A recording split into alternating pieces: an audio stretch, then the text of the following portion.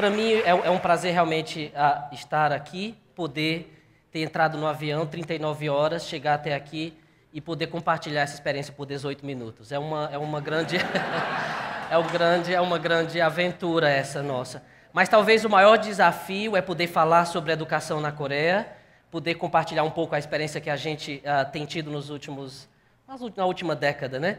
E não poder falar sobre a educação no Brasil. É esse o maior desafio, é não poder traçar esse paralelo. Porque, como vocês vão ver, a experiência é um tanto quanto diferente, e talvez se eu fosse tocar no assunto e traçar esse paralelo, levaria pelo menos as 39 horas que eu levei para chegar até aqui. Então, a gente começa mostrando um pouco da história que a Coreia passou, e esse foi o foco do meu estudo, é poder mostrar todo esse percurso que um país fez, é falar de um povo, de uma história, de uma cultura milenar, nesses poucos 16,56 minutos que eu tenho, para poder, talvez, entender o que aconteceu nesse processo histórico que levou a Coreia a chegar ao que é hoje. Mas, só para vocês terem uma ideia, né, a gente olhando para trás e ver o que aconteceu em 1960, um país paupérrimo, que sofreu uma devastadora invasão, ocupações ininterruptas de países, né, seja Mongólia, China, Japão, não somente esse histórico, né, de invasões, que países do mundo, tantos países do mundo também sofreram esse tipo de invasão ou de conquista, né, tão perversa, mas a Coreia ela conseguiu passar por essa fase histórica, né, talvez mostrando para o mundo que devastado de uma guerra, esse passado histórico poderia ser transformado, de certa forma, em tão pouco tempo. Eu acho que a maior conquista que o povo coreano tem para compartilhar com o mundo hoje é poder ter passado por toda essa história, né, de ocupação, de invasão, de devastação, de um genocídio cultural que a Coreia passou com a invasão do Japão, perdendo tantos dos valores culturais que eles tinham, perdendo a própria identificação cultural, a própria língua, né, os nomes em que cada indivíduo tinha. Essa identidade cultural foi destruída, né, depois da invasão. Mas só para a gente ter uma ideia de como isso aconteceu e do fascínio que é para a gente poder fazer parte dessa história, né? Na realidade, em 11 anos, eu vi isso acontecer, eu vejo isso acontecer. Eu moro na Cidade do Futuro, onde está sendo construída, né, uma grande, talvez, um momento histórico, o maior projeto urbano que a humanidade já teve a ousadia de construir, e eu faço parte desse momento histórico, né? Se sentir pioneiro, se sentir, de certa forma, fazedor de história, isso realmente é uma experiência fascinante.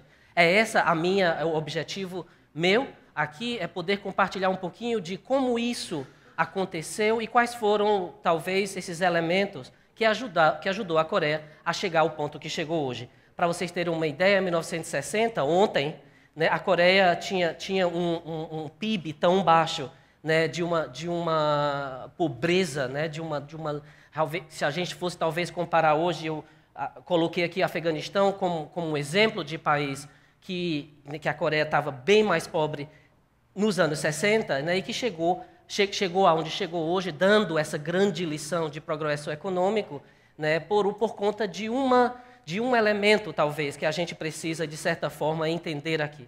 Para poder passar por essa aventura histórica que a Coreia passou, eu tentei aqui, pelo menos em 4 momentos históricos, né, que o povo coreano enfrentou durante digamos, né, nesse período de início da educação formal, né, que o povo inteiro coreano foi submetido, de certa forma, desde o período ainda das dinastias coreanas, em que as famílias reais ofereciam àquela grande, pouca e tão limitada elite, né, o acesso à educação, que é um exemplo, talvez, que a gente também passou aqui no Brasil e todos os povos do mundo. Então, pouquíssimos tinham acesso a essa revolução que aconteceria tantos poucos anos depois. Com a ocupação japonesa, como eu falei, a cultura, não somente a cultura, mas a educação como um todo, chegar onde chegou. Todos os elementos que talvez pudessem justificar, né, um fracasso seja econômico, mas também cultural, a Coreia do Sul teve esses elementos, né? Portanto, ultrapassando, indo além desses elementos que talvez destruíssem a vontade de se dar bem, de certamente ser se suceder bem nesse processo, a Coreia fez exatamente o contrário. Eu dividiria em duas fases. Uma fase foi a primeira, que é uma fase em que o professor Conde depois vai discutir, que é a fase atual, talvez, em que a gente ainda passe para uma expansão um pouco mais qualitativa.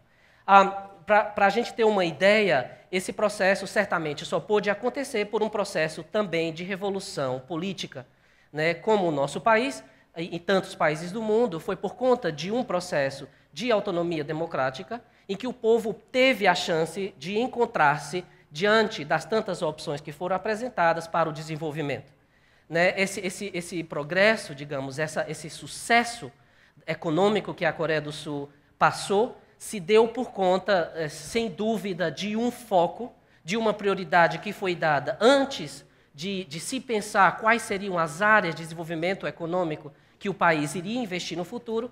Antes de decidir essas investiduras, né, do ponto de vista de política federal, foi a decisão de investir naquilo, a única opção que o país tinha na época, que era a educação. E esse processo, né, esse ciclo que eu tentei criar aqui, ela levou a educação a ser o foco desse progresso econômico, mas foi também por conta da educação que levou a reinvestir no próprio desenvolvimento. Da educação, o foco dado como política nacional à educação foi por conta desse progresso também do sistema educacional que levou a Coreia a crescer, a desenvolver. E é hoje, voltando para as fases históricas que o país enfrentou, é hoje voltando a essa fase de expansão também qualitativa que a Coreia resolveu, de certa forma, investir no momento. A única certeza que o governo federal coreano tinha, ainda nos anos 60, nos anos 70, que foi do período de expansão econômica do país, é que precisaria de uma educação de qualidade. Não tinha nenhuma outra dúvida, não tinha nenhuma outra prioridade no governo, além de investir pesado na educação de qualidade. Não somente a educação como toda, oferecendo uma educação universal, em que todas as crianças tinham acesso a uma educação mais formal, mas aquela educação só poderia subsistir, só poderia ser sustentável se fosse uma educação de qualidade. Tantos desses fatores a gente poderia passar horas comentando, a demanda de mão de obra qualificada, por exemplo. Quando o país decidiu, ainda nos anos 70, de investir pesado nas áreas em que o mundo inteiro não se preocupava na época, como a indústria pesada, da indústria pesada à indústria daquilo menor que se pode criar, como um microchip. Então, a gente sempre fala, né, do navio de um carro, que a Coreia tanto investe até hoje, a essa nanotecnologia. Então, essas eram as áreas que nos anos 70 não se discutiam ainda, pelo menos a nível de Ásia, né, na época claro, o Japão competia já com certas áreas da tecnologia, mas o governo coreano entendeu que era preciso investir e chegar a ser número 1 em áreas que o mundo inteiro não se preocupava na época. O sistema educacional ele foi consequência, essa expansão aconteceu como consequência da necessidade de uma mão de obra tão qualificada que precisava para essas indústrias nascentes na época. Existe um fator na cultura coreana que me fascinou na época do meu mestrado como educador internacional, que eu queria aprender. Sempre quem estuda educação internacional, economia internacional, o caso Coreia sempre é discutido do ponto de vista do sucesso que atingiu em tão pouco tempo e dos desafios que acontecem até hoje. Mas, quando eu estudava, eu tinha esse fascínio de entender, ainda nos Estados Unidos, de como isso se deu, de como isso aconteceu. Vindo de uma família de educadores, né, tendo pai e mãe que trabalham no Ministério da Educação no Brasil, eu queria entender por que o meu país não conseguia atingir não conseguia entender a necessidade de uma educação de qualidade. Por que nunca foi prioridade, né, a educação no nosso país? Eu pensava assim, um dia, quando eu chegasse a tomar decisões, a ser um professor, eu poderia entender os porquês que eu perguntava ainda quando criança, quando eu queria ser professor desde pequeno. Mas existe um fator, e eu acredito que para qualquer discussão que a gente possa vir a ter, seja ela na parte econômica, seja ela na parte política, mas também educacional, existem aspectos culturais que a gente não consegue, talvez, entender, se não imergirmos-nos nas culturas do mundo de hoje, né? Então, eu acho que, para mim, a maior experiência foi ter, 11 anos atrás, quando eu decidi lá morar, foi de tentar, ao máximo, né, esse 130% de imersão cultural, para poder entender como essa mágica dessa educação coreana aconteceu e que transformou o país.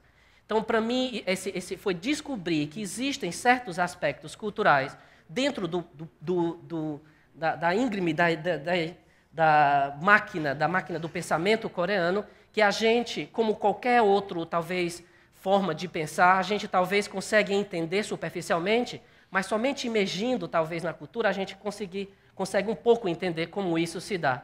E é um pensamento, realmente, que vem é mais confucionista. A Coreia é o país mais confucionista da Ásia, para vocês terem uma ideia, no sentido de tantas, né, apesar de Confúcio ter trazido essa versão mais chinesa, mas na Coreia foi tão implementada, hoje em dia ainda se preserva esse pensamento, que tem seus lados tão bonitos, tão positivos, como também dos desafios que essa cultura hoje traz. Mas são contextos, são talvez elementos dessa educação de qualidade que o governo coreano, desde o princípio, na instalação desse processo, quando começou o processo de desenvolvimento dessa mão de obra qualificada, resolveu investir pesado. Não se pode entender que um país chegou ao nível de educação que hoje é, pensando que um professor pode ser remunerado como ele é no nosso país.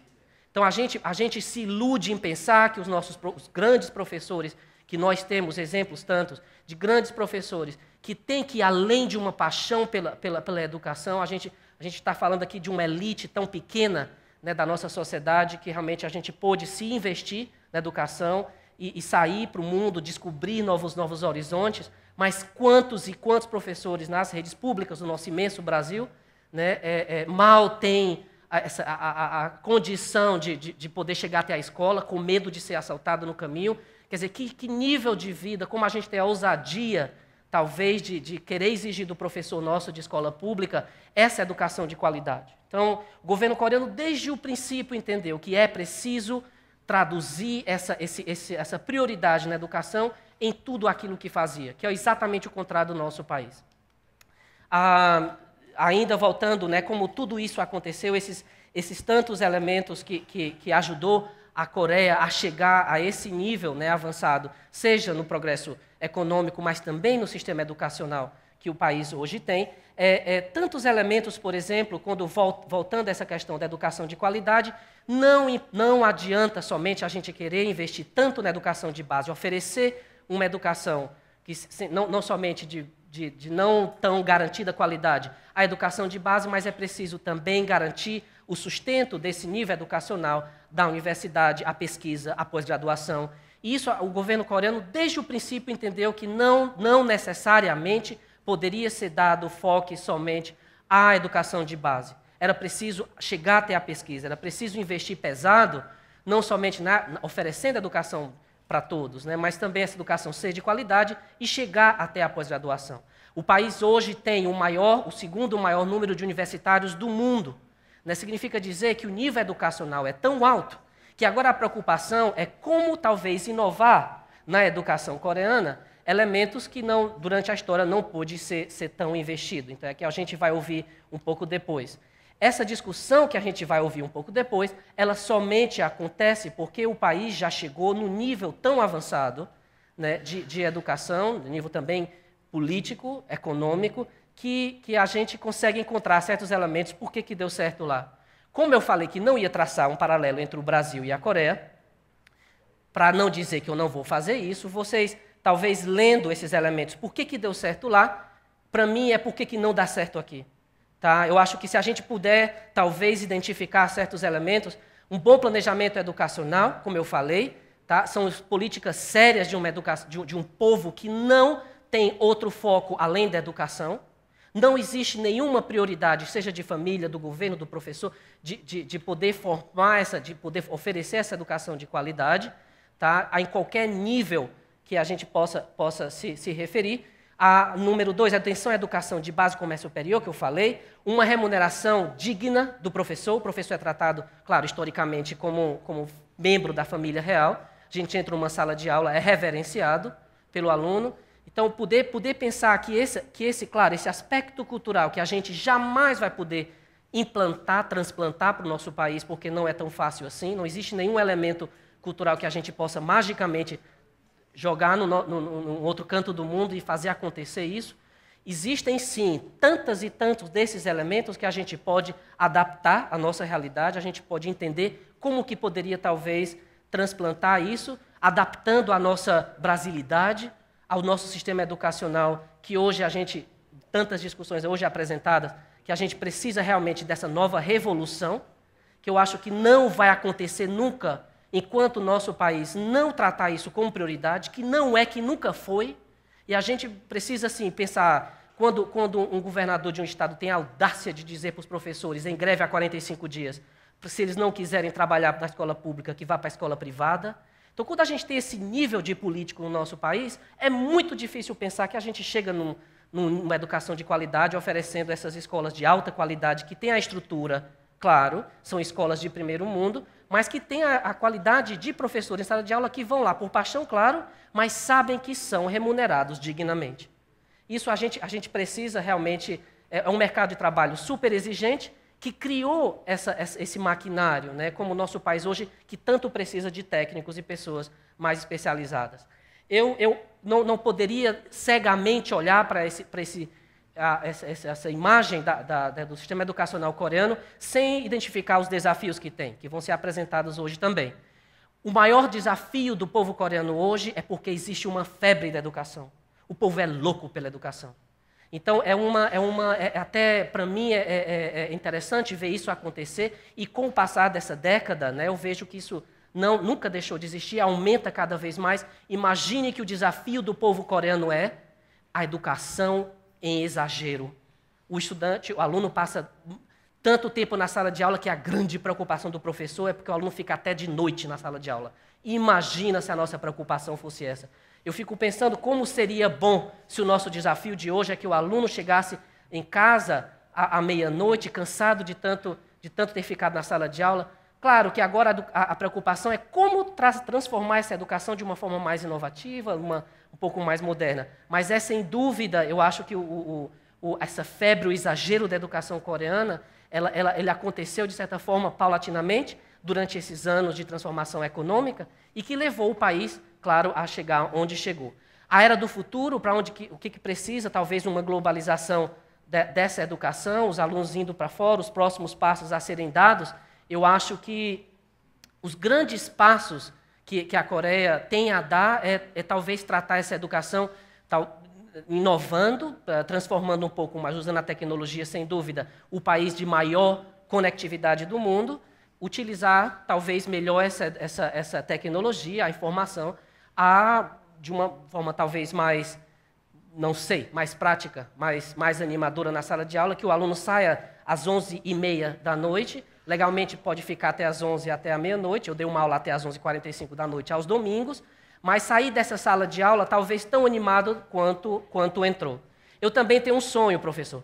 O meu sonho é poder voltar ao Brasil, eu volto uma vez por ano, e fico 2 semanas em casa, e volto para a Coreia tentando entender como é que o meu país não conseguiu chegar, e não vejo chegar a metade de um nível como a Coreia chegou em tão pouco tempo. O meu sonho é poder voltar para o meu país um dia e dizer... a pergunta é sempre a mesma. Por que você foi para a Coreia? Quanto tempo você vai ficar lá? Quer voltar para o Brasil? Eu nem sei dizer. Eu não sei responder. Sei dizer por que eu fui para lá. Porque eu sonhava em entender essa educação. Voltar para o Brasil, eu só posso voltar para o Brasil, eu acho, um dia, quando eu puder, e eu respondo isso sempre, quando eu tiver a chance de poder tomar decisões. Porque eu não consigo fazer parte de uma comunidade que talvez reclama, como a gente ouviu hoje, fica nessa reclamação eterna de ver as coisas acontecerem e não poder transformar. A minha maior revolta como educador é não poder voltar para o meu país, aos natais, né, e passar essas 2 semanas com o povo que eu mais amo, né, que são os meus pais e minha família, e poder entender, existiu uma mudança no Brasil. Aconteceu alguma coisa assim. São 11, quer dizer, acho que 13, 14 anos que eu já saí do Brasil, mais 11 anos na Coreia, que eu volto e essa história, esse sonho que eu tanto sonho, né, não aconteceu. Mas, para terminar, contando como valeu a pena essas 39 horas para chegar até aqui. Porque a gente pode pode entender como uma revolução aconteceu, o que a gente precisa, talvez, para fazer essa revolução acontecer no nosso país e poder sonhar junto. Então, a minha vontade é dizer para vocês, o meu sonho é poder ter essa chance, né, de compartilhar essas experiências e a gente poder sonhar junto com um Brasil que talvez chegue um pouco tanto quanto parecido com a Coreia. Obrigado.